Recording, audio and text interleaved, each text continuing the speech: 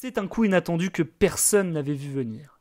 Un nouveau dossier bouclé dans l'intimité la plus totale par Olivier Létang et son équipe. Ça y est, Samuel Umtiti est lillois et s'est engagé pour 2 saisons avec le LOSC. Quand vous pensez à Big Sam, vous penserez automatiquement à sa célébration iconique contre la Belgique à la Coupe du Monde 2018, tandis que d'autres penseront probablement au plus beau but de sa carrière, une frappe limpide en pleine lucarne avec l'Olympique Lyonnais contre Tottenham. Après des saisons galères post-Coupe du Monde au Barça, il a gardé un mental d'acier et s'est véritablement relancé en Italie du côté de Lecce. Allez, sans ne plus tarder, voici notre vidéo sur Samuel Umtiti, un champion du monde d'envergure au LOSC. Une éclosion à Lyon, un départ en grande pompe au FC Barcelone, un sacre à Moscou et le début des problèmes. Un genou capricieux entre-temps sacrifié pour le mondial. Depuis, l'international français a enchaîné les galères. Sa saison 2021-2022 est vierge, une seule rencontre de disputée contre Osasuna avec le Barça. À l'été 2022, le constat est terrible pour Big Sam, qui a manqué 85 matchs et cumulé 550 jours d'indisponibilité depuis septembre 2018. Il doit se relancer, d'autant plus qu'en Catalogne, il n'est plus en odeur de sainteté. Barré par la concurrence, loin derrière les Piqué, Garcia, Christensen ou encore Koundé. Xavi lui a signifié très clairement qu'il ne comptait plus sur lui. L'heure est donc à l'étude des possibilités pour Umtiti. Elles ne sont pas réellement nombreuses. Dès juin, Gérone, le voisin catalan tout juste promis en Liga, fait part de son intérêt sans suite. Rennes aussi, en quête d'un défenseur central, est un temps intéressé. C'est Bruno Genesio en personne qui glisse le nom de l'ex-lyonnais à ses dirigeants, pas vraiment emballés par l'idée, et qui se tourneront vers d'autres pistes. Les jours passent, et si finalement à Lecce, loin des radars, Umtiti finit par atterrir à l'été 2022. La tranquillité et la quiétude motivent l'international français à rejoindre l'éléganticisme Cité des Pouilles. Le joueur est submergé d'émotions après le bain de foule à son arrivée à l'aéroport. Il est d'ores et déjà adulé avant même d'avoir commencé à jouer. Une chanson est même créée par les tifosi. Quoi de mieux pour commencer? Lors des 6 premières rencontres, il est remplaçant et est lancé dans le grand bain plus d'1 mois après son arrivée, à l'occasion d'un déplacement difficile sur la pelouse de l'Olympico face à l'AS Rome le 9 octobre. Et pour une première rencontre, 10 mois après sa dernière apparition sur les terrains, le Français rend une copie propre. Sa saison démarrera véritablement le 4 novembre contre l'Udinese lors de la 13e journée de Serie A. À partir de ce soir-là, Umtiti enchaîne tous les matchs jusqu'au 19 février et monte petit à petit en puissance. Animé par une véritable soif de revanche, la route reste néanmoins longue et sinueuse. Son début d'année est marqué par un scandale raciste, une dérive malheureusement récurrente en Italie. Après avoir célébré la victoire de son équipe face à la Lazio 2-1, lui et son coéquipier zambien, Lamek Banda, sont visés par des chants racistes. Le joueur fond alors en larmes et est soutenu par son club. Cet épisode raciste va renforcer son lien avec la ville. Sa blessure à l'épaule mi-janvier et sa sortie en larmes du terrain inquiètent tout le monde, mais il n'en est rien. Plus de peur que de mal, le joueur reprend rapidement sa place au fur et à mesure de la saison, s'érigeant tel un taulier de plus en plus adulé.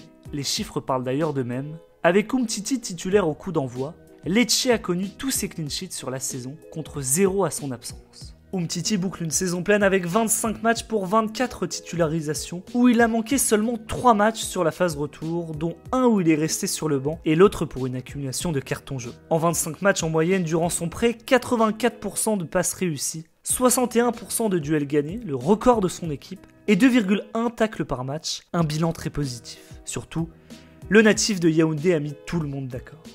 Individuellement d'abord, où il est devenu très rapidement un leader, et collectivement où Lecce a validé sur le fil son maintien. Dans un article, le quotidien sportif L'équipe écrit même qu'il a mis l'Italie à ses pieds. Après des années de galères et de blessures, Umtiti clôt son prêt concluant par un vibrant message d'adieu. Une expérience humaine incroyable, écrit-il sur ses réseaux sociaux. Son départ est plein d'émotions. Les tifosi n'ont eu Dieu que pour lui. Umtiti, Umtiti, Umtiti ont-ils scandé toute la saison dans les travées du Stadio Via del Mar de Lecce. Beaucoup s'attardent même à dire qu'il est l'un des meilleurs défenseurs de l'histoire du club. Son engagement et sa détermination ont été très appréciés. Lui qui reçoit le titre de citoyen d'honneur de la ville de Lecce en guise de reconnaissance pour tout ce qu'il a apporté au club pendant la saison. Marqué par son passage, pour la petite histoire, Big Sam a demandé aux intendants du club italien un maillot de chacun de ses coéquipiers à son départ, en souvenir de ce fabuleux exercice. Il a même invité ses partenaires à une soirée privée où ils recevront tous un cadeau de la marque Louis Vuitton, une rédemption, le début d'un retour au premier plan. Alors, la tendance peut-elle changer à son retour au Barça? Non. Le club annonce son départ le 30 juin, la fin de 7 ans d'histoire commune. Malgré son retour en forme, les dirigeants du club catalan n'ont nullement changé d'avis. Son contrat est résilié. Un retour à l'OL est alors un temps évoqué. Sans suite, des cadors dont l'Inter et Rome sont intéressés puisque ses performances ne sont clairement pas passées inaperçues, Lecce ne peut plus peser dans la course. Contre toute attente, c'est à Lille donc qu'il a signé. À quelques mois de son 30e anniversaire, l'heure est à un nouveau défi pour Umtiti et pas n'importe lequel. Nous allons maintenant décrypter son profil et s'interroger quant à son utilisation dans le 11 de Fonseca.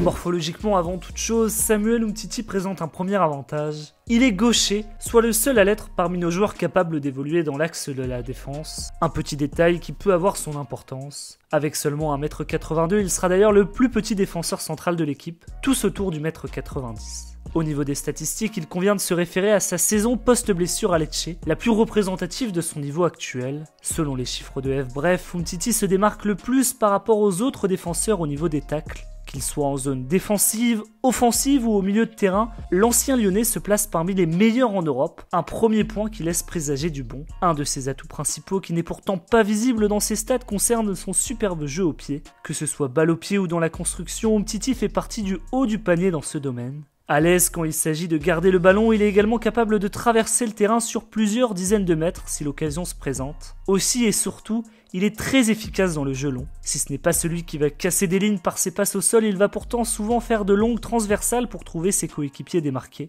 Un défenseur moderne donc, un point que l'on a vu au Barça, et moins à Lecce car l'équipe prenait l'agressivité et la circulation rapide du ballon vers l'avant, ce qui est très loin des principes de Fonseca. Umtiti est un bien meilleur relanceur que José Fonte. Pour les duels aériens, il ne faut pas trop compter sur Big Sam, mais par contre il est très à l'aise pour jouer de son corps et prendre les duels au sol.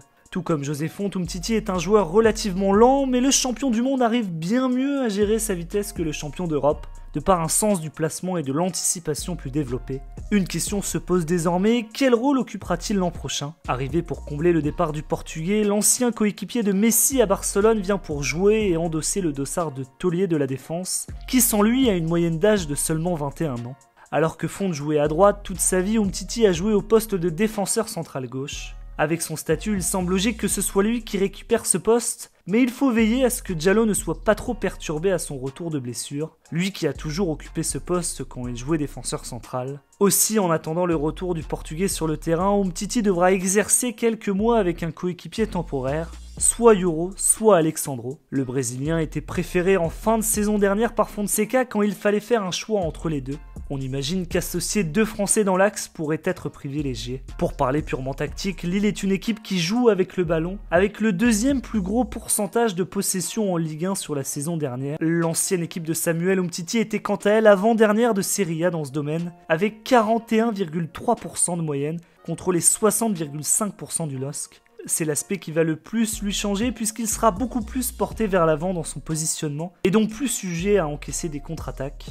Sur ce point, il a su prouver cette année que malgré son profil, il se fait rarement prendre de vitesse et qu'il est encore capable de gérer son vis-à-vis grâce à une bonne vision du jeu et d'anticipation. Avec lui, c'est aussi le jeu de Lille qui va changer puisqu'avec un gaucher à gauche, de nouvelles combinaisons et de nouveaux schémas de passe vont voir le jour, nouveaux schémas qui découlent aussi de son jeu long. Jusque-là, ça semble être une recrue presque idéale, mais il est bon de rappeler ses faiblesses et ce qui interroge. Tout d'abord, comme nous l'avons rapidement abordé, sa vitesse n'est pas un atout. Dans une Ligue 1 qui s'est bien développée depuis son départ avec les talents offensifs que l'on connaît, il faudra voir comment Umtiti arrive à s'adapter, même si son expérience est déjà confortable. Aussi, au contraire de José Fonte, ce n'est pas un joueur de tête, ce qui le rend plus fébrile dans les duels aériens. Avec les 67% de duels gagnés par José Fonte, Umtiti n'en a gagné que 56,7, un symbole de cette défaillance. De plus, bien qu'historiquement ça a été un joueur qui apporte du danger sur coup de pied arrêté, c'est quelque chose qu'il a perdu depuis ses blessures et qu'il n'a pas encore retrouvé. Un point important à souligner puisque Fonte était particulièrement important dans ce domaine.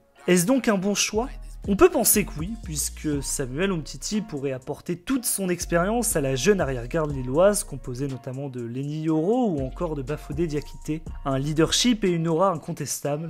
À 29 ans, rien n'est fini pour Big Sam qui a encore des années à jouer devant lui.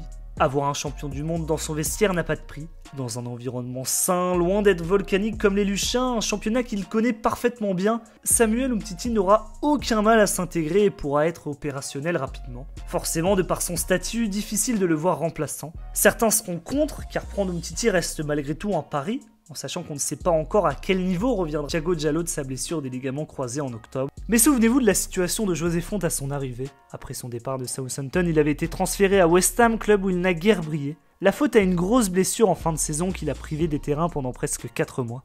Un passage express chez les Hammers jusqu'au mercato hivernal 2020 où il s'envole pour l'Empire du Milieu. Il ne jouera que 9 petits matchs sous les couleurs de Dalian.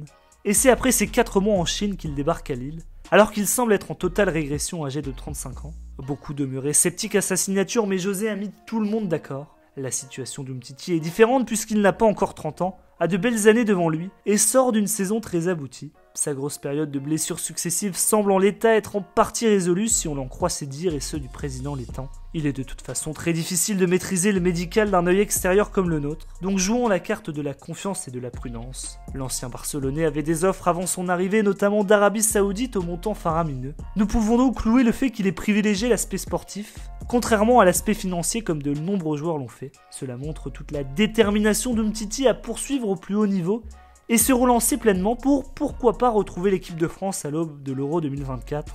Sa dernière sélection remonte à juin 2019 et il n'a que 29 ans. Nous suivrons cela avec impatience. Merci à tous d'avoir suivi cette vidéo et n'oubliez pas de vous abonner pour ne pas manquer les prochains contenus qui arrivent sur la chaîne.